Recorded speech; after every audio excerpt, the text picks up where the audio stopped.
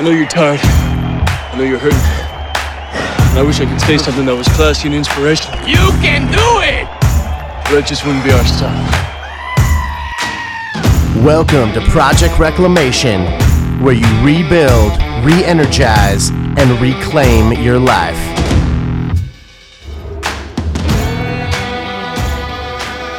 I stay awake just to hear you breathing. Watch you smile while you are sleeping. Are you recording this hot track right now? While Steve's far away and dreaming. I could spend my life in this sweet surrender. This is why we're talking podcast, not a singing podcast.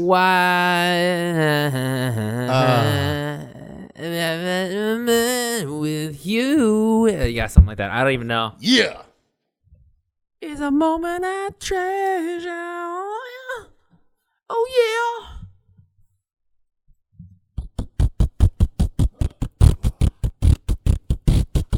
Ba-dum, ba-dum, ba-dum. Bum, bum, bum, ba-dum, ba-dum, ba-dum, ba-bum, ba-bum, hey.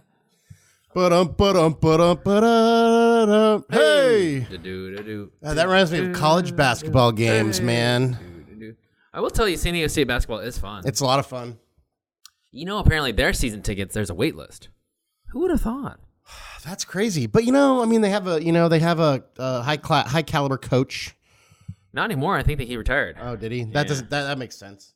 But the program's always been pretty good. Yeah, I guess. Yeah. I mean, you get your most bang for your buck for those games because they're indoors. It's comfortable. It's not like outside where you're freezing. And then not only that, you sit inside maybe a 10,000 seat stadium, What are you talking about? The Viejas Arena? 12.5. 12.5. Yeah. Versus a 60,000 Qualcomm stadium thing That's true. Can't fit That is very true. many people.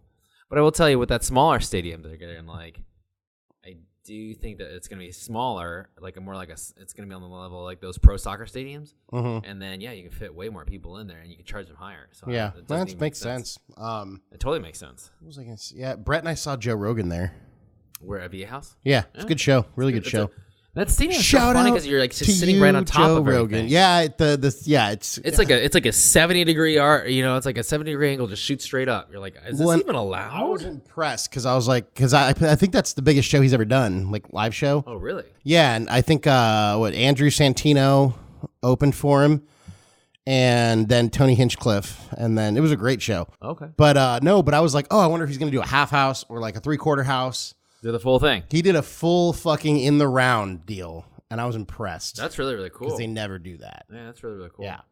God. Like generally, like I've seen concerts there where they do like a 3/4 house. So like they set up the stage kind of on the where the court would be, but kind of towards where one of the baskets would be. Yeah. And then nobody sits behind the stage. That's what they did for what they do at the Pachanga Resort. Okay. Casino or whatever it's called. Yeah, dude, it's pretty crazy. Like you're like, oh, well, we could. I mean.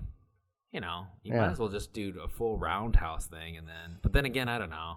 I think for a music act, if you have like instruments and shit, it'd be kind of hard because they'd have to kind of be able to rotate. Because like if it's just Joe Rogan with a fucking microphone, he could just turn around. Yeah, that's true. Because otherwise, like if they're just playing and they don't have like a rotating stage or something, or like a stage that they could rotate, then like some people are just to the back of the band, and that's kind of weird. Yeah, but then plus also it's like this too. You could probably have this drummer in the center, you know what I mean, and then him be on like a rotating thing, I guess, like Lazy Susan. You could do it. Yeah, I mean they definitely do it. And then, but I will tell you this though, they also just because they don't sit behind the other people. They fucking fill on that floor then too. I mean, there's like so that's the thing, yeah. And I mean, even with Rogan, I mean, the stage only took up like center court, yeah. So they had floor seats filling up the whole floor. So there was probably 13,000 people there. Yeah. So go Rogan. That's right. Go Rogan. Fucking not that Rogan needs our fucking endorsement. He doesn't care for us. No, not yet. No, he has 30 million downloads a month. We have 10. I think we're up to not 7. 10 million. But 10. We got a good. We have a great following. The Reclamation is growing at an alarming pace. I believe this is the time when we have to give a shout out to our podcast network, Podbelly Podcast Network. Pig out on podcasts. I love pigging out. So I was trying to find like a pig sound. You cannot find an attractive pig sound Oink. on. Yeah, oink oink. I guess that'd be kind of cute, but it's always it's horrible. So, but little Kevin Bacon, our little logo guy, he's super cute, super cute. So shout out to Sofa King and Just the Worst and All Things Star Wars and all the other podcasts on the Podbelly network. Yep. So go hit up podbelly.com, check it out, pig out on podcasts. So shout out to Podbelly. Also, go check out our new website. I just redesigned it. It's nothing special, but it's better. Special to me. It's sleek. It's simple. I think it's easy. You can go. You can get in touch with us there. There's a bunch of links. You can listen to episodes, whatever you want. You can see all my beautiful album art, episode cover art that gets lost on your podcast app, such as iTunes or Google Podcasts or whatever. But hey, I spend time on that shit, so go check it out. Dude, I love it. Mm-hmm. I love it. So we just did some interesting stuff. I just gave Steve a present. Oh, and I really, really enjoyed it, Tim. It's an alligator. It's a gato. If you know anything about me, you know that I have a pool, and you know that I obsess about that pool because I do all the work myself, and it takes so long. Did you say you're obsessed with your pool, or you have sex with your pool? I'm obsessed. Did you say obsessed with your pool or have sex with your pool? Obsessed with my pool. Okay, that's more normal. Keeping that thing clean during the summertime when the water gets hot is so difficult. Difícil in Espanol. But man, oh man, I own it. You know what I mean? I really, really do. Yeah, because, dude, if you start getting, like, whatchamacallit, algae, dude, it goes quick. You know what's so funny is that I remember buying some cheaper chlorine at Costco because I was like, oh, cool, I'll save myself a few bucks. I'm already here, And I remembered it made a difference between, like, the chlorine I use now is 99%, and then the chlorine that I bought was, like, 94%. And then lo and behold, that makes a difference, huh? Yeah, you wouldn't think it, right? Because you're like, it's 90-something%. But then I literally went to the people at the pool store, and I was like, I can't seem to get a hold of this. I can't seem to get on top of it. Like, well, what's your chlorine tabs? I was like, I just bought a tub from Costco, and they're like, all right, we'll bring it in. And then I was going back and forth like every other day, like, and I'm like, dude, I can't. Like, it'll clean and it'll look like it's turning, and then and I was like, it's more green. And they're like, oh, well, you were using this stuff and it was working before. Yeah. And I was like, oh. And apparently and he's like, well, I asked him the same question. Uh-huh. Does it really make that difference with the 6%? And he's like, well. And he tell me. I know. Idiot. And he was like, basically like, well, I mean, it's working, right? And I was like, oh, from then on, I never questioned it. So do you go to like Leslie's Pool Supply over by Grossmont? Uh-huh. Yeah. Oh, yeah. I remember we used to go there. Yeah, that's my main one. I remember when I first moved into my buddy, I went to college with a guy named Josh Miller. I first moved into his house, and his pool had gone completely fucking south, and he just gave up on it. Yeah. And he's like, yeah, we don't even swim in it. It looked like a freaking, like, you didn't know if there was, like, alligators in there or not. And, like, but I was like, yeah, fuck it, I'll just jump in and swim. I was like, I've swam in ponds, like, whatever. No, but then we cleaned it, like, I had to, like, scrub the sides, and then we had to do the whole, like, what do you call those things? It. No. How did you we just had it constantly. We scrubbed the sides, we scooped out all the crap, and then we had one of those things that crawls around the bottom and sucks everything up. We had one of those, and it took us a couple of weeks to get it like super super clean. But then after that, then we just kept it real nice. Hey, shut up. Yeah, it's all right. Tell my dogs to shut up. It's cool. No, they just want to be a part of things, It really really does. Like even if it's slightly turning green, boy, you got to remove that filter back and forth, like. I remember just taking out, letting it run for like a few hours, and it would get so filled up with all that. Oh yeah, we had to do that. Then you just got to wash it all out again, and then do it again, and then we definitely had to do that. Yeah. But speaking of alligators in pools, yeah. What did I just get you, Steve? Tim, you got me what's known as a sweet gato. Okay, and this gator is so cool. It looks like it has 3 children. Did the 3 children come with it, or was that just for the photographic purposes? I hope not. Yeah, I don't want that responsibility. If there's children in that little box, then no, that's weird. If the 3 kids come with it, I'm keeping it here. I don't need that. I don't need that responsibility on me, man. But no, regardless, it's really really great gift. Thank you so much, man. Here's an alligator raft for your pool, and congratulations, you get responsibility to take care of 3 kids. Yay! No, thank you. I wish not. No thanks. Can I just have the raft, please? I know. Can I? So that's a little thing to add to your floaty collection. Yes. I'm excited to use it in your pool. Dude, sweet. And earlier today I procured, I might have just, somehow came upon that was at least 10 pounds. There might have been more. of dry some ice. We just came up on a bunch of dry ice, and I was like, dude, I want to throw this in a jacuzzi or a pool or a fountain. So there's a fountain that we found that we threw it in, and it looked awesome. It does look. It looks kind of.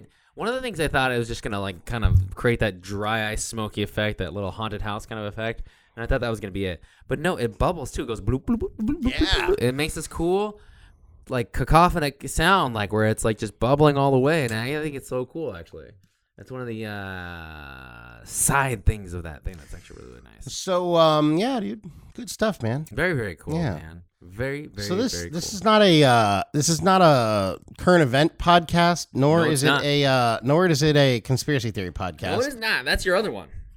Yeah, but you know, I do. Steve and I were talking about something that kind of happened in the news recently, and we're not going to dive into this, but we're just going to use it to kind of segue into our topic. So this whole like Jeffrey Epstein just died. Yeah.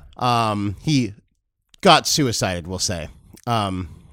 Now, you and I believe two different things about his passing, but either which way, Doesn't matter. It's I'm not what we're here actually to talk really, about. really someone who did all that jazz. I'm glad. I will never say that. Don't get me wrong. I just kind of wished he had sang like a canary before he, absolutely. quote unquote, committed suicide. But that's not what we're here to talk about today. Yeah, absolutely. So on that topic, Steve was like, you know what? We need to talk about like facing the music, like, you know, owning up to your shit. Yeah. And like we've talked about like, kind of ownership and own your shit like on you know past episodes, but not kind of in this way. Like Yeah.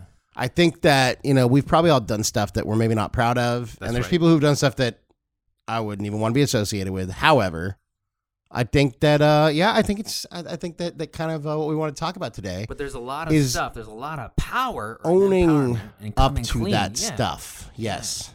Because if you were one of the people that he had dirt on and you had owned up to it, he wouldn't have had anything on you and you wouldn't have had to have him killed. Well, hold on. So you know what side of the fence Tim lies on. Yeah. No, I will say that you're right. Well, you know, I created a monster. My mom is not a conspiracy theorist by any means. And I think I'm standing with But- her on that side. I'm not. But she sends me a text message. She's like, "So Jeffrey Epstein's really dead, or is he? Maybe they faked it so that he could get immunity / protection in exchange for, you know, some information." I was like, "That's a possibility." I don't think that he would be that hard to fake, but at the same time, what I understood of it, and we're not going to get into this whole thing. No. But I will say that there is something about owning your mistakes or owning your wrongdoings, and then you coming out with it versus somebody else coming out with it. It was in the movie 8 Mile, famously for me and my generation, right? When he was like, "Yeah, I am white, I am poor, I come from a broken home." Then no one can attack you with all this stuff that socially people don't agree with or like he or whatever. Marshall Mathers did kind of famousify. I think that's not a word that I just made up. That whole kind of owning your shit first before anybody can use it against you, kind of thing. Yeah. A couple other famous examples. You know, when I remember when Bill Clinton, like we were both young, but when Bill Clinton was either president or running for president, someone was like, "Oh, like Bill Clinton smoked weed." And he was like, "I didn't inhale." Yeah. I did not have sex. He just constantly says he didn't do shit. Yeah, jackass. Anyways, we don't know if he did or didn't. but yeah, so then it was like a big deal. Like it stayed in the news cycle because we go, "I didn't inhale," and I don't do a good Bill Clinton, but I try. But then I remember when George Bush was running for president, someone's like, "Well, he did cocaine in college." He's like, "Yeah, so." Yeah. And then it was like, "Oh, that story died with like that comment right there." And then I think Barack Obama kind of said the same thing. And again, the story died. And then I think once two presidents did, nobody gives a shit if presidents like what they did in college as far as drugs and stuff. But the bottom line is, you know, when Clinton tried to kind of skate around it, and maybe it was a kind of something for the times, whatever. But when he tried to skate around it, it didn't go away right away. You know, when Bush and what, we're not here to talk about Bush or Obama, but they both kind of owned up to that particular thing, and then it just kind of went away. Yeah. Like no big fucking deal. I will say that there are some unforgivable acts, right? Like such as I don't know, assaulting, Child sex trafficking. Exactly. Yeah, That's an unforgivable thing. I don't care if you own it or not. I still don't look, and I would say that most of society in general doesn't look at you, and you will have no redeeming qualities or characters. When Michael Vick had done that whole dogfighting scandal, cheating, dogfighting, murdering thing, I think there was some unforgivable acts, right? And Michael Vick all of a sudden is a good guy now because he donated all. I don't know. But at the same time, you can't fuck with dogs or kids, dude. No.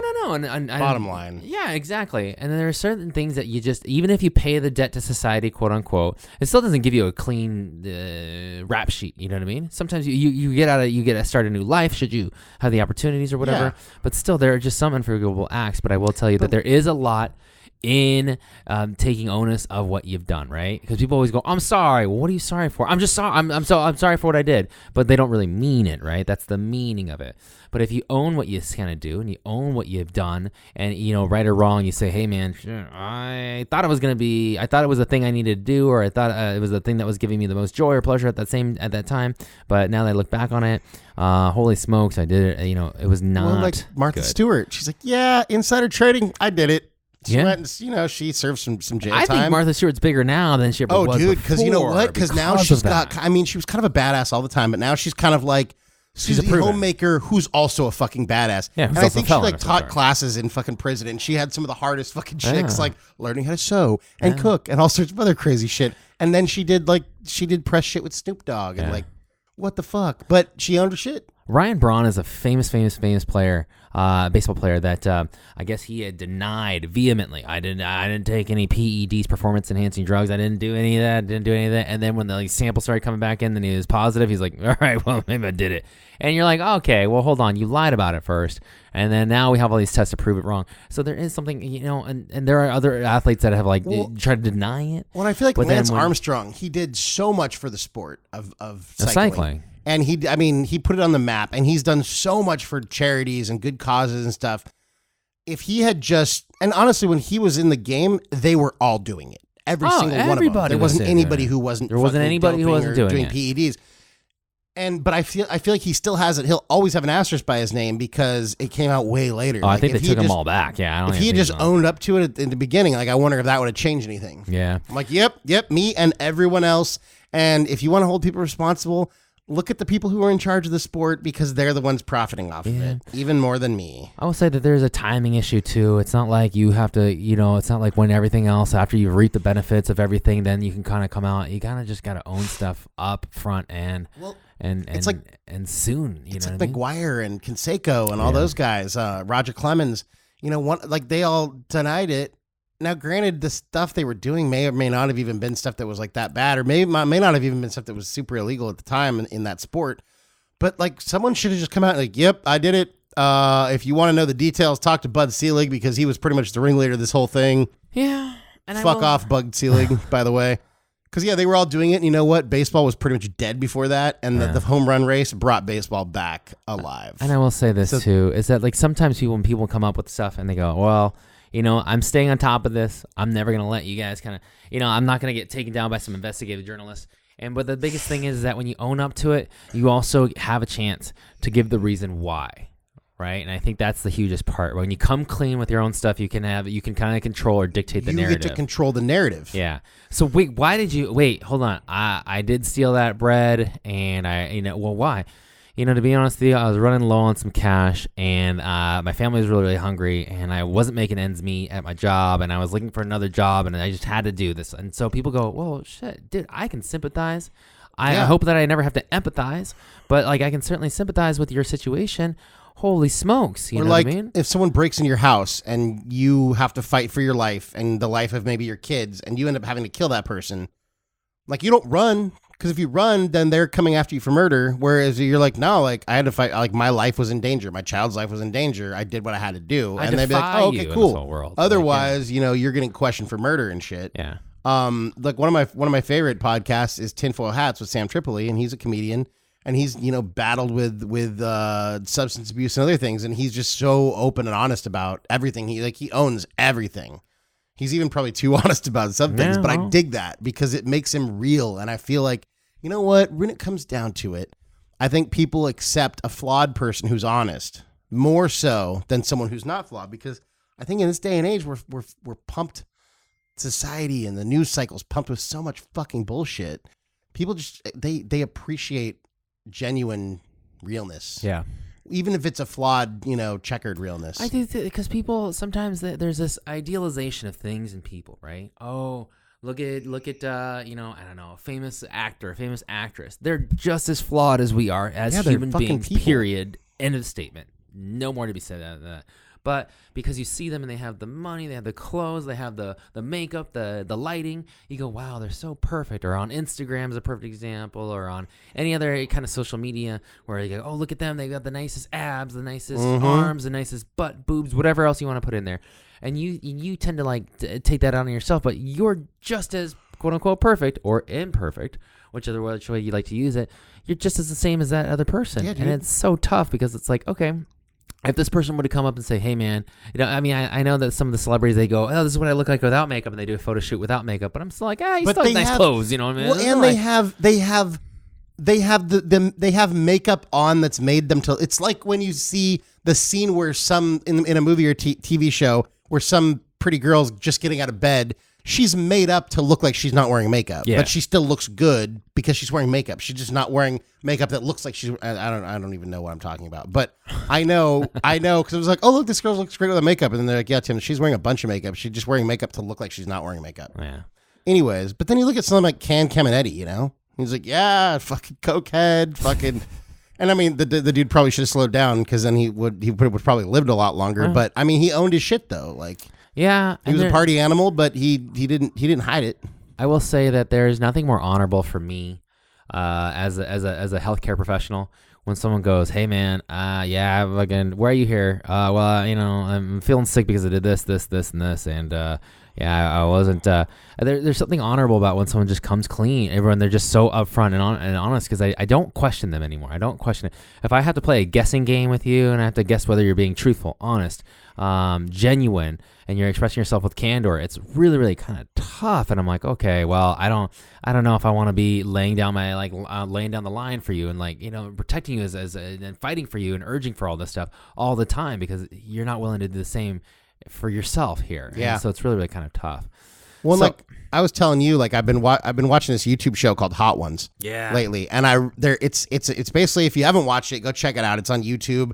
The channel, Great show. Channel or whatever you want to call it, the YouTube channel or the company is called First We Feast, and they have a show called Hot Ones. The guy, I think his name's Sean Evans. He interviews celebrities. They're great. But during the interview, they're eating 10 different hot wings, and they have of increasing strength. They have 10. Each hot wing has a different hot sauce on it, and they have ascending. Yeah, and so right now the sauces have changed over the years and over the seasons, but right now I think like the first one is like somewhere around like sriracha hotness, like basically nothing. Which is good enough for me, but these guys go beyond. But then the top one, the 10th one that they eat is called, it's one of their own, it's their own sauce. It's called the Last Dab. It's made from this thing that the same guy who invented the Carolina Reaper, he did some sort of fucking mad scientist fucking plant shit, and he created this pepper called Pepper X that, if you think about, like, you probably know about a ghost pepper or ghost chili. I think that has around 1 million Scoville units, something like that.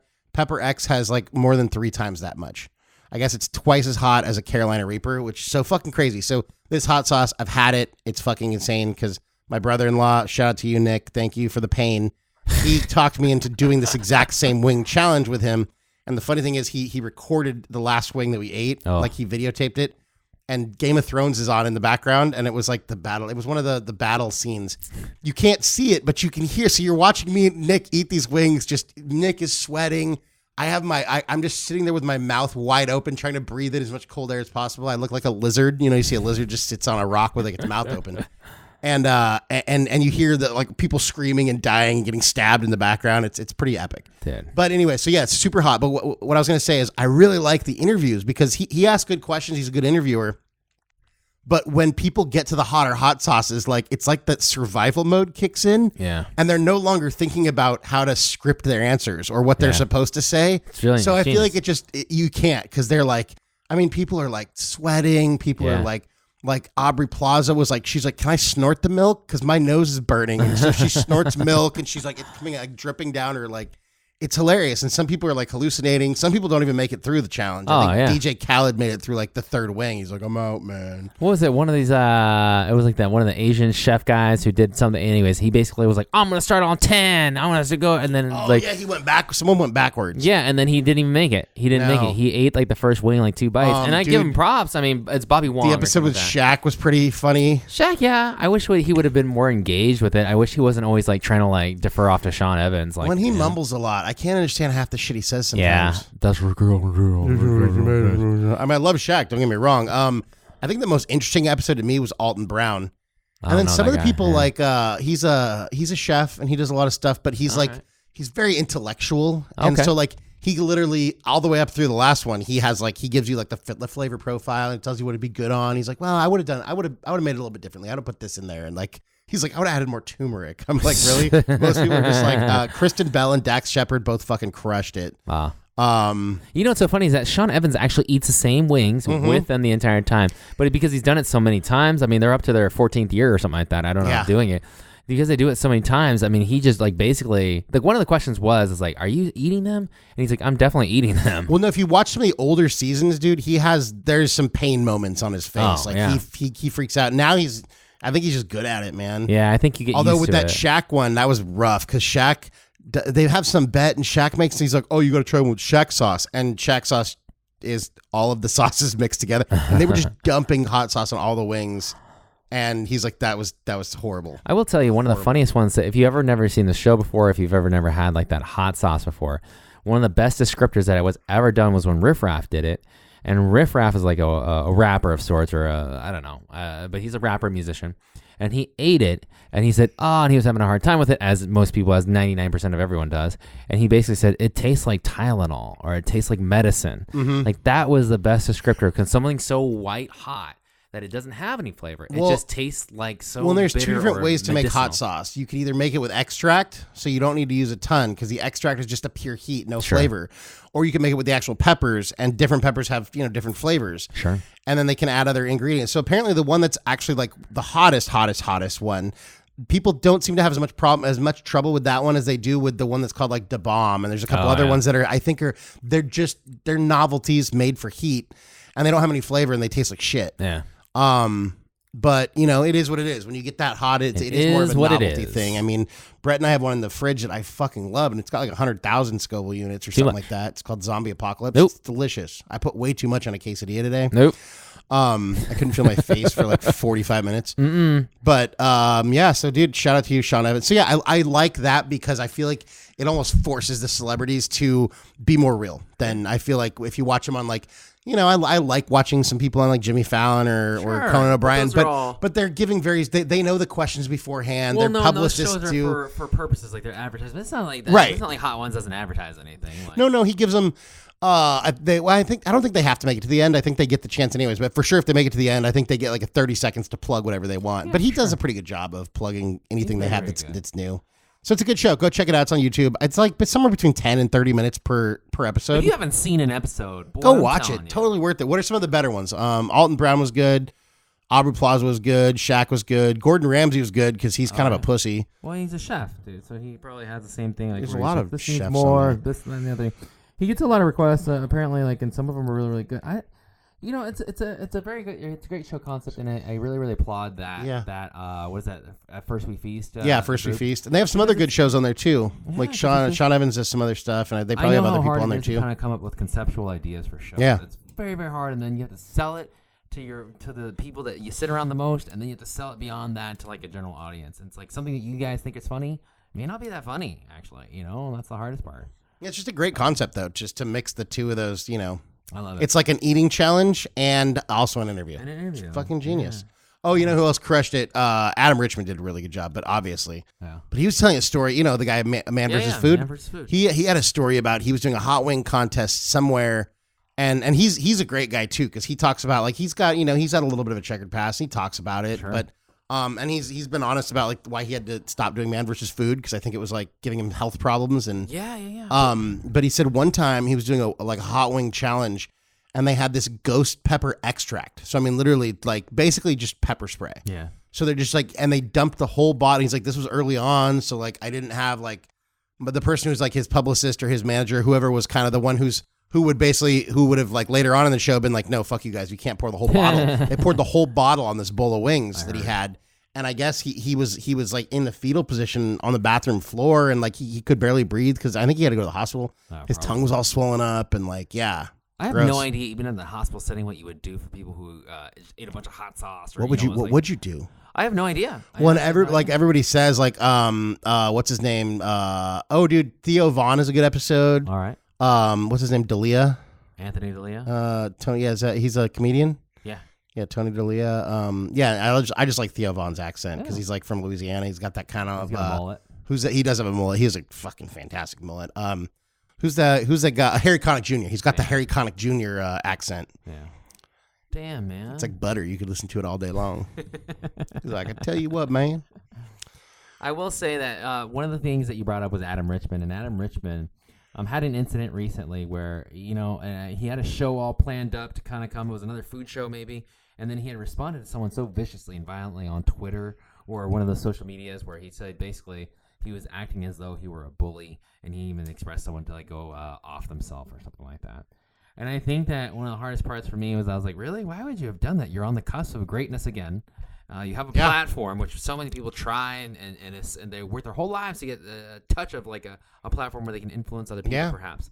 So why would you have risked it all, And to my credit, to his, I don't know, actually. I don't know what he did. I think he had owned up to it on some level, saying, he apologized and stuff like that. But, that one never came out as clear to me. And there's a lot of people that just kind of are forced to make the apology. You know what I mean?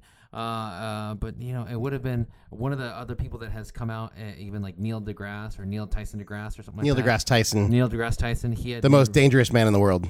Well, he had made reference to, when there were some recent mass shootings, he had made reference, and he kind of did a rundown of all the people that were kind of hurting, how many people died per day doing X, Y, and Z, and he said mass shootings were so low on the totem pole of some sort.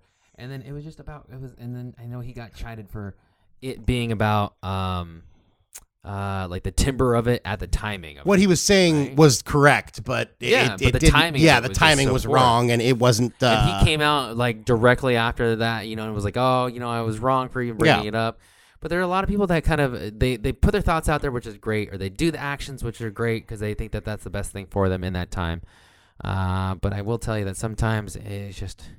You got to watch your tone. I mean, you got to watch your tone and timbre at the time. Like, me being such a conspiracy theorist, every time one of these shootings happens, like, I look into it because I'm like, all the ones that I know of in the past, none of them turned out to be, or I don't think they are what they tell us. But you have to watch it, like, when you question stuff like that, because it could come out wrong. Like, you're questioning, like, or you're kind of defacing, like, the memories of the people that died. And that's not it. For me, it's just the truth thing. But, like, I've learned, I mean, I didn't have to learn the hard way just because I just happen to know. But you have to, even if you're saying something that's true, like, you have to kind of think about where the people are that might hear it. And like, you kind of have to massage the message if you do want to deliver said message.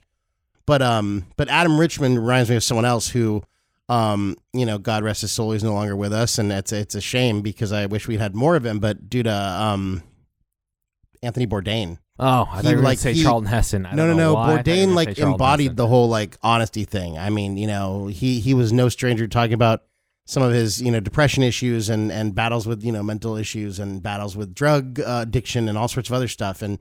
And he was just, he was as real as it gets, man. I love that guy. One of the things that is so important, I'm so glad that you touched on it. And if you're listening to this and maybe you've kind of experienced this yourself, or if you've had an incident like this or whatever, or maybe you have a friend like this, one of the biggest things in the world I always kind of reference back to, and I thank her for so much in this world, but she was my neighbor Kate when I was growing up. And I remember we always have a good time just kind of hanging out and like, I don't know, we'd throw a baseball across the street to each other's house. It's like, it was kind of stupid neighbor stuff that you did like that, but that's what you did when you were kids.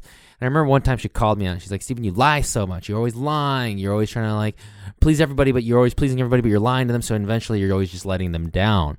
And I think when I had finally heard that, someone made light of it to me and it hit me. And I was like, what? I was like, okay, well then, you know what? I realized I could no longer run and keep on chasing my tail with her, my neighbor, who was like one of my best friends at the time. Yeah, she knew you too well. She knew me too well. Yeah. And you can't keep on pulling the wool over someone's eyes. Nah, man. It's even so close to you.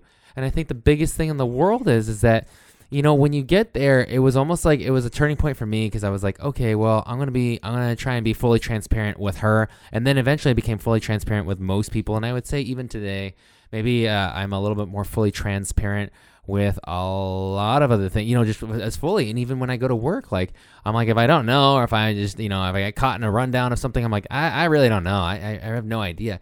And I feel like it actually frees me up. It makes me a little bit, people know me. I mean, they would never suspect me of doing anything wrong because I don't think I could ever I could ever do something wrong and hang on to it. I don't have that conscience anymore. For sure, dude. And I also think there's and that's a great skill to have, by the way, if you ask me, because honestly, when you go to bed at night feeling clean. You know what I mean? And also I think you have to think about the influence you have on other people, because I think that a lot of people kind of have this misconception that if you're a celebrity or you have some sort of influence, that you have to be perfect.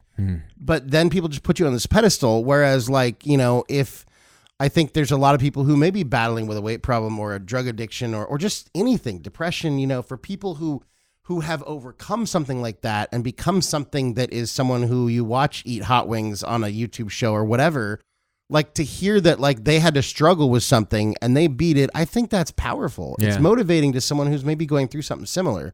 Like, I was just going through the things, and I didn't even watch it, to be perfectly honest, because I didn't have time, because I was whatever. But I saw, like, I was watching, like, Theo Von on Hot Wings, and it was like suggested, it was like Theo Von talks about why he decided to get sober. I was like, oh, that's interesting. So I saved it so I can watch it later. But like, I think it's so powerful for people who have just kind of dealt with things and kind of overcome those, to share that story, because there's probably somebody who could benefit from it. Oh, dude, I think more than anything, I know the perfect story of the perfect girl, perfect guy who lives a perfect life. I watch Disney all the time, whatever. And Disney's not perfect either. No. But you learn from people, and please forgive me, I'm just going to say this in the most basic rudimentary way. You learn from people when they fall, because you learn what you would do differently. Like, this is the way I would see it. I would go, Tim made this mistake. He was really successful, then made this mistake. I've seen how he fell. I don't want to do that myself. Or if that happened to me, boy, this is what I would change differently. And then seeing how you recover, okay, or seeing how that person recovers, boy, you go like, man, I didn't think he did it in a different way that I would do it. That gives me kind of if that ever were to happen to me, honestly, I respect him more for making it through. God bless. Like, there's certain people in the world that, like, you really, really kind of feel bad for. And Whitney Cummings actually is a famous comedian, and I heard her recently on a podcast. I love her. Yeah, but there's a new thing that came out about her. Apparently, that she had some Instagram photo, or someone was threatening to post something about her because there was a bare-chested shot of her on Instagram or something like that, or and they were gonna, if you don't give me this, I'm gonna extort you, and we're gonna put this on photo. And so I think she just owned it. She said, hey, everybody, there's a photo flying about me around out there that shows me half naked, or a little bit of nakedness, or whatever it was. You're more than, this is what it is. This is the situation. I'm not going to be ashamed by it. I'm not going to be intimidated by it. I'm also going to own it. If you want to see it, I'm sure you'll find it. You know what I mean? It's out there. Maybe even it was like some guy with a telescopic camera from 10,000 miles away, just shooting away. But either which way, I mean, people are so crazy like that anyways. But which took away all the power that they had over it. Yeah, but that's it, though. It's about when you own something, you really, really take away the power that somebody else could use to leverage that against you. And then also, good for her. I mean, look at someone like fucking Kim Kardashian. She's saying it's because of a sex tape. And it's just, and that's the hard part. I mean, honestly, it works both ways. But I think, look at this as a moment of your weakness where you did something wrong, or you ill. And there are certainly so many unforgivable acts. But if I could say that I could respect somebody that did something so disrespectful, I would probably come out and say it right now in this day and age. Like, someone said this, they did some unspeakable crime, but they owned up to it and said, hey man, you know what? I did it because it was a power thing. I did it because it was a sex thing. I did it because it was a love thing. I did it because it was an anger thing. I think I would appreciate that answer versus someone going, our country's going through a tough time, and I was doing that. I guess, and my lawyer, I'm a month later, they're coming out and apologizing for it. I'd rather you come out and own your crime, or own your Robert Downey Jr. Oh, that's a great example. David Duchovny. Yeah. Which one's David Duchovny? The guy from X-Files. Yeah, but what did he do? Sex addiction, porn addiction. There might have been. That's some the thing. drugs I don't in there. even remember what he did, and he was the biggest star. Him and Jillian, whoever it was, Yeah. were the biggest And then, stars. that was before. I think that was before that. X-Files, baby. And then after that they've redone they kind of brought him back, and then after that he did Californication and everything. But RDJ is the best example, I think. Oh, Robert Downey Jr. and the famous drug thing, but people can't even Drug help and sex him addiction. Out, remember, all of Hollywood No poured people in to help him. Well, at first they turned their backs on him. Did they? Then they came back, but he owned up to it. He owned up to it, and He's on Ally McBeal for whatever. Well, yeah, and he did a bunch of stuff, but then I mean his career has been bigger since he came back from that shit. And that's the. I mean, Iron Man, the whole Marvel franchise. Oh, I mean, he's as dude. big as it gets. He had a really, really good because you don't have to worry Mel about another Gibson check. fell on his face in a different way, but he kind of got ostracized by a lot of people, and the two of them must be friends because there was this really great Robert Downey Jr. speech he gave at like the SAG Awards or something. Sure. His whole speech was about hugging your cactus. He's like, when you fuck up, you got to hug your cactus. Damn, it hurts, that's but such you a got to good- do it. You got to hug your cactus. And he said, now I got to tell you about a story about my friend Mel Gibson. He's hugged his cactus, and he's hugged his cactus long enough. It's time for us to let him back inside. Wow, look at that. You have other people fight for you. But yeah, I just thought of that right now. But hugging your cactus is a great analogy. That's a great for owning something. That's a great analogy. Yeah. Maybe we should call this episode "Hug Your Cactus." Hug your cactus, man. Get your hug on. You know, I will tell you. I can't tell you how much I do appreciate this. Just kind of talking about this because honestly, it is something that's close to me. Because I think sometimes so many people that I deal with or talk to, or even myself, and just only speaking about myself. I mean, you try and run away from your problems because you think, oh, it'll all go away, or yeah, it might. Sure, time heals all wounds, and things have a way Some of kind of wounds. disappearing. But honestly, if you just kind of own up to it, yeah, I was a dick in high school. I was a dick last week, or I should have taken this better. I should have been more professional. I should have been more caring. I think once you tell that to yourself and you're honest with yourself, it kind of corrects the action for the future, right? You're like, oh. Well, and think about anything that you've done where maybe so you had a fight with somebody, and maybe you both did things that you're not proud of or that you shouldn't have done, or you both said things that you shouldn't have done. And how many times did it happen? And then you're like, well, they did it too. Like, just fucking get over it and just own up to what you did. Whether or not they want to own up to what they did, it doesn't matter. But that has such a better outcome than not just owning up. I mean, just whatever. You fucked up. You know, I mean, I started doing that. I try to do that more in my life now than I think I ever did. Like, there's been some times like at work when I fucked up, and I would have, in the past, I would have made excuses. I never make any excuses to my boss. Like, I was late for something. I was like, hey, man, I fucked up. I'm sorry. It won't happen again. Dude, and then we never spoke about it again. Yeah. He didn't even reply to me. Yeah. It was just like, touche, done. Yeah. He didn't mention it, didn't come up. But yeah, and then I think with celebrities, I think it's so hard because a lot of times this shit comes out and, you know, it comes out in the wash. And they always say, like, don't meet your heroes because they're always going to disappoint. And there's a lot of truth to that. Yeah. But I think I appreciate so much when I hear someone admitting their own faults in that, you know, kind of, not a hero, but, you know, celebrity platformer, like a politician, an athlete, an actor, anyone that, you know, you see on some sort of a pedestal, whatever. Because that's so much better than hearing about it through some scandal. Like, no, for sure. Like we appreciate, you know, I mean, I wouldn't have really cared or thought any less of Whitney Cummings if it had came out that someone posted something and she wasn't the one who brought it up, but I respect her that much more for owning up to it. And honestly, more people probably saw it because she fucking had like said that would have otherwise, but it doesn't matter. She didn't care. She wanted to own it. And, you know, she took the power away from whoever had power over her because of that. So, but yeah, I don't know, man. It's just like it's cheesy and fucking stupid, but the whole, like, the truth will set you free. There's truth to that, and there's power to that. And I think if you're honest with people and you're honest with yourself, like Steve said, I mean, you go to bed feeling clean. Yeah, you go to bed just, you know, being kind of free of all the bullshit. And then I think by putting it out into the ether, you know, with Whitney Cummings, it was something where, you know, obviously she had to take the power away from somebody else that had power over her. But by putting some of your things that may be faults or follies into the ether, putting it out into the world, you take the power from that thing away from that thing. If you address something, then you wake up in the morning, you know, you wake up in the morning feeling better about it because it's out there. You're like, okay, it's done. That's over. I'm past that now. And you don't have to deal with the stress that something like that can just fucking eat away at you. Yeah. kill your sleep, wake up with your heart pounding like, oh my God, what if someone finds out that I have a whatever on inside? I don't know. Like, what if someone puts pictures of me on Instagram? Like, whatever. Just be like, hey, by the way, there might be some pics on Instagram of Steve's butt. I don't know. I think one of the funnier things, or one of the most important things I could ever say is this, is that I remember sitting around a room when I was back in my LA days, and we just kind of try and create the story, right? If you don't tell me what it is, you give me and this wasn't right, but you gave me the artistic license to kind of create the narrative, right? Trying to create the background, the story of it, the nuances, where it went, the direction of what the story should be. You're seen with a lady, right?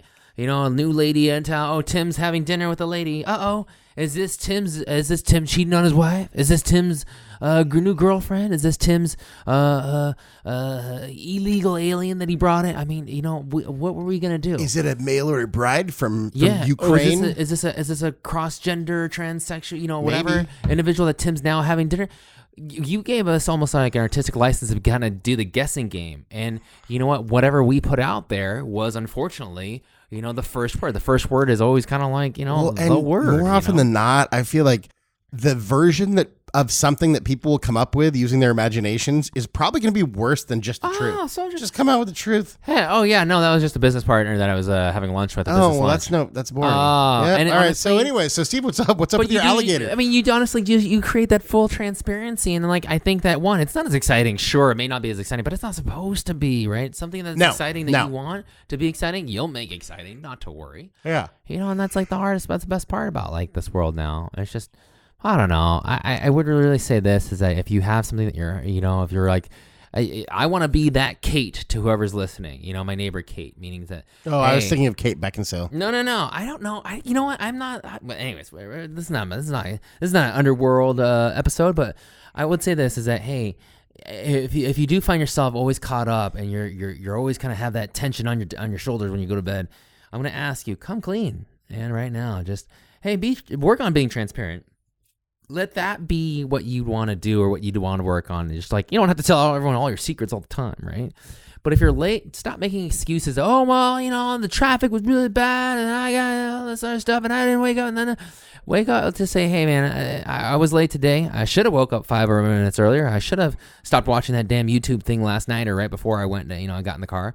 You know, I should stop doing that. I should have cursed Tim for telling me about Hot Ones and Steve. Yeah, I know. Because I watched 15 episodes last night. Damn it. Hot Ones. No, but just own up to what you're doing or own up to what you've done. And I bet you anything you can create a better narrative than anybody else will create for you. Right. And then try to fix it. But yeah, own it. And then try to fix it. Boom. And then if you have something, if there's something big, just own it, deal with it, and hug your cactus. Hug it for as long as you need to hug it before you get to, let back in the room or whatever it may be. And I mean, there you go. It is what it is. And I guarantee you, I don't know, from what I see about the world and people today in this country and probably the rest of the world, people just, they crave honesty. Because we're just fed so much bullshit and Isn't so that much. So funny. Like we really do crave honesty. I mean, yeah, like, dude, I'm so. Because no one wants to feel duped anymore. No, and everything's so fake. Everything's so fake. Everything's scripted. Sure, but that's why I love these. Like, these different platforms where, like, podcasts. Like, dude, I love fucking Rogan. Rogan would never get away with that shit on a cable show or like a Big 3 show. Sure. Hot Ones will remain on YouTube because they're not going to let, these celebrities do, that kind of thing. And they still have their publicists there and shit, I'm sure. But it is what it is. We have so many cool avenues now where we get more genuine shit. Yeah. And I think that's so cool. But I think people maybe before didn't have a taste of genuine and real and honest. And now they're getting more of it and they want more of it. Comment, man, I'm telling you, that's such a great word, dude. Man. That's a word that I haven't used in such a long time. It's just genuine, like being genuine or not genuine. The hip hop rapper of old, or whatever. I don't know what's he up to. Maybe who it is. Fucking knows. Yeah, maybe he's doing really, really good stuff. But yeah, genuine. Yeah. Man, I love talking to you, man. Always. Yeah, so I love when people listen to the podcast. Go hug your cactus. In the scope of honesty, since this came up at dinner last night, I was with my team. But all right. Who's your celebrity crush? You know what? I actually don't. Let me tell you why. I'm being very, very serious. I actually don't have a celebrity crush. There's not one celebrity that I look at and go, just pick one. No. And I'll tell you the reason why. Such a cop-out answer. No. It's just, having worked in Hollywood for a little bit, I look at all those people and I go, wow, they have better jobs in the moment, but they're all just faulty and flawed people. Like but who would you like to go have a drink with? Who do you think is cute? I don't know. You don't have to marry this person. No, you know what? God, you're putting too much thought into this, and you're just evading the question. No, I really, really don't have anybody that I'm like, okay, here, how about this? I would probably. Well, here, answer this first, and I'm thinking about mine. So, who's your celebrity? Oh, hands down, Aubrey Plaza. Oh, so you don't have a drink with this person for sure. Okay. My second choice, and which is interesting. And I think, dude, I mean, they're both beautiful women, but I think it's got a lot to do with just their personality. And it's interesting because I think they're best friends in real life. Anna Kendrick would be another one. Anna Kendrick. Love Anna Kendrick. She voiced the main girl in the movie Trolls. Oh. She was in all the Pitch Perfect movies. Oh, all right. She was in a kind of a rom-com, which I'm usually not into, but it was her and who's that guy from what is his name? Sam Rockwell. It's called Mr. Right. Okay. Very interesting premise. He's like a hitman, and then anyways, it's worth watching. It's funny. I would say the two celebrities that I would want to have just a drink with and just talk to and get to know more about would probably be John Oliver. You know, the guy from. Oh, you're going for guys. Oh yeah, no, I don't have Who would you want to date with? It doesn't have to be like a serious date. Oh, I thought we were just gonna. Who do you think is hot or cute or whatever? I don't know. I don't think any of that. I'm being serious. No, I'm being serious. No, the reason why is that they're just they're just. I'm not saying put them on a pedestal. I have no. My heroes, the people that I really really like, get all twisted about are like athletes. You know what I mean? I love the fucking. Okay, any time in your Tommy life, Lasorda. I mean, who was your celebrity crush when you were younger?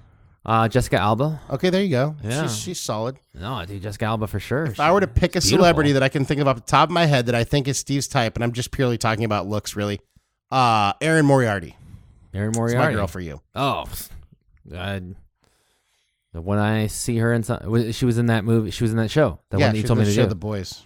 Yeah, she's very, very pretty. Yeah, She's very, like pretty. Steve pretty. Yeah, I mean, she's anyone pretty, but she's anyone pretty. She's gorgeous, but I think you just like blondes. I think that's really all. Yeah, she's blonde and sweet, so that made me think of Steve. I think it's not even like having a crush. I think I would just want to ask somebody just a bunch of information. I'd want to get to know their background. Like Trevor Noah, his background, but I would just want to know his background. I don't know he's a talk show host. He's a talk show host for The Daily Show, but I would want to just sit with him and just chill with him and just be like, oh, cool. Get to know more about how he kind of crafts his jokes or how he thinks. You know what I mean? Yeah. But yeah, I don't have any crushes on any women oh, that's the hottest girl. Kardashian poster on my wall. I don't have none of that stuff, dude. No, and like I said, for me it's more personality than looks anyways. I think Aubrey Plaza is beautiful, but Aubrey Plaza is the girl from Parks and Rec. Parks and Rec. Yeah. She has just such a dark personality on the show, but I don't know what her personality is in real life. Pretty similar, actually. Okay. And I guess what I really appreciate about her is if she's ever go look up. There's reels of her of compilations of a bunch of different talk shows. Dude, she brings the pain to these talk show hosts. She fucks with them, and it's hilarious. I really appreciate how she doesn't She's a real ball buster. She doesn't really conform to the standard bullshit that most celebrities she's not like do. the girl that just sits there, laughs at all the jokes. No, one time she won an award, and they had to pull her away from the microphone, and she was just fucking around. But she was like, "I'd like to thank the Dark Lord and all the people's souls that I ate," and blah blah blah. And then she flips off everyone. She must be a publicist nightmare because they can't keep her all reeled in. But I just think she just oozes more genuineness to me. And I think that's what I like about her. God. If you had how about this? Well, now that I kind of now that we're on the topic. No, if you could have a drink, just talk with somebody. Anybody? Just sit down. You're going to go to the Grant Hotel downtown San Diego. Right. I already know who I want. But you're going to Grant. This is not romantic. It's just no. It's just you're just having a chat. If you could just shooting the shit with somebody. Yeah, you have a not even a lunch, a drink straight up, and you can laugh. You can stay there for as long as you need to. But you're talking about life. You're talking about family. You're talking about career. I don't know. Off the top, there's so many different ones. Off the top of my head, I'm just gonna go with Keanu Reeves. Wow. Because I feel like he's such a mystery. Because I think the more you look into him, he's definitely not who most people. I feel like a lot of more stuff has come out about him recently. He's such a nice guy, or here's an interview while Keanu Reeves answers questions while playing with puppies. And like, but I feel like he's a mystery, and he's kind of misunderstood. And I feel like, but he's also let himself continue to be misunderstood for so long. And I don't know, that I like it because I think some of it comes from a place of humility and being humble, because he's done a lot of really, really like giving and nice things. Like, he made a ton of money on The Matrix, and we did the whole episode about him. Go listen to it. But he's done a lot of like really cool things in his life, and he doesn't ever publicize the fucking good things he does. And then he doesn't seem to really like get defensive about the things that come out that really aren't true sometimes. So anyways, I don't know. I think he's kind of a mystery. He's kind of entertaining to me. That'd be a great one. Yeah. I mean, think about it. To my knowledge, he doesn't have any kids. I don't know if he does. I don't think so. And he's not married, to my understanding. I don't know. I don't think so. Dude, what, you have to think about. He was engaged to that girl, and I think she was pregnant. Oh no, she was pregnant. They lost their baby. Oh, okay. And then that tore their relationship apart. Sure. And then she ended up getting killed like a year later. They stayed friends. They broke up, but they stayed friends. She ended up getting killed like a year later. And I think that was shortly after he had just lost. He was best friends with what's his name, River Phoenix, and River Phoenix had just OD'd. And then dude, he's dealt with a lot of crazy shit and handled it better than most. And that's what interests me about him. And I feel like he's such an interesting character that I feel like he's way better than he's the person that he is in the spotlight is good, but I feel like there's a lot more to him, and I feel like he's like an iceberg of awesomeness. There's so much more underneath, and I'd like to know what it is. Sure. I don't doubt it. It's like positivity. I mean, to be positive through all that shit is fucking kudos. Hat off to you, sir. Or to still be kind of standing after all that stuff. It's not even positive. I don't know if he's positive. I mean, I've never met him before. Fuck, I don't know, man. And then, judging someone based on unless you talk to somebody, I don't feel like you could actually make those statements. That's where I'm coming from. But the person I probably would want to choose, honestly, is like, you talk about like the people that I've always I've honored or respected a lot are always comedians, right? Because comedians look at the world in such a different way. And I think absolutely, dude, I love it. Yeah, and I love I would love to sit down with Will Ferrell and just be like, hey, all characters aside, no laughy laughs, you know what I mean? No whatevers.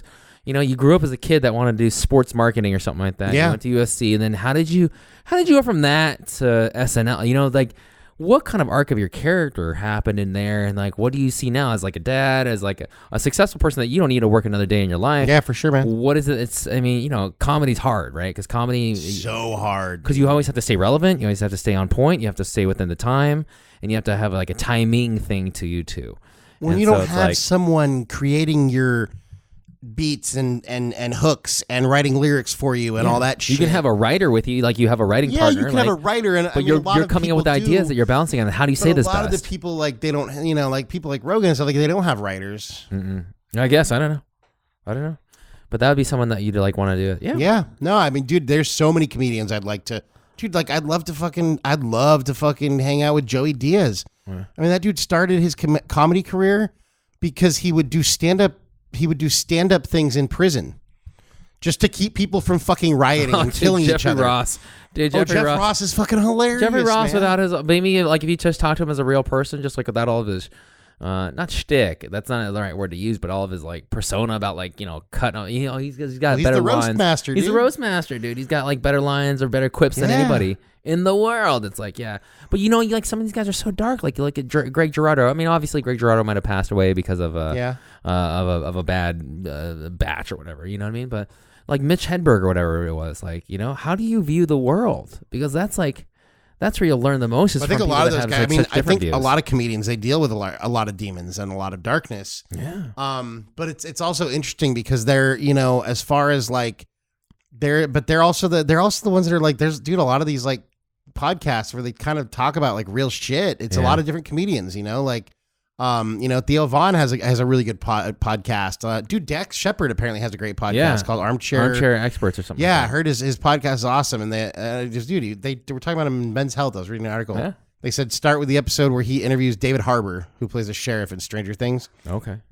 Anyways, dude, there's a lot of comedians I'd love to hear their stories. Dude, Joey Diaz has a crazy story. Jeff Ross, dude, Brian Callen. That dude has some crazy life experiences. He's lived in all sorts. He speaks 4 different languages. He's lived in all sorts of different countries. Damn. Crazy. I mean, dude. And the cool thing is with podcasts like Joe Rogan and stuff, you get a lot of some of these people's stories, and it's cool. Whitney Cummings, she's been on Joe Rogan a few times, but her last one was really cool because she was talking about getting perspective and how she was starting to kind of realize that she was hating the person she was becoming because she cared about the almond milk in her latte or the line was too long at Starbucks. And she's like, I'm fucking disgusted by the person I'm becoming. So she just like up and fucking went to some third world country with Operation Smile where they do the surgeries on all the cleft palates and stuff. And she's like, I just wanted to be somewhere where like nobody knew who I was. And like, you know, they may or may not have even spoken English. I don't know. But she just got some perspective and spent time with people who don't have the things that she has. Like they don't even have a Starbucks. Like they live in a fucking tent. You know, they're just happy to get, you know, a little bit of medical care. And so like, I don't know, there's so many people with cool stories. I love that there's so many different platforms with, you know, scouring YouTube and, you know, podcasts where they have, you know, interview people where we get to hear that. And we get a lot more, I feel like, genuine conversation from these people than you normally do. And I appreciate that. Dude, I love it. Oh. Cool, man. Well, we're hitting an hour here, so I'm going to wrap this. Wrap it up. But you know what? Own your shit. Hug your cactus. Be honest. Bro. The truth will set you free. Insert 15 more cliches here. So thank you for spending your time with us. We do appreciate it. And this is Project Reclamation signing off. Shout out to podbelly.com, Podbelly Podcast Network. So until we meet again, be good. Peace out. So what I believe you were trying to say is thank you.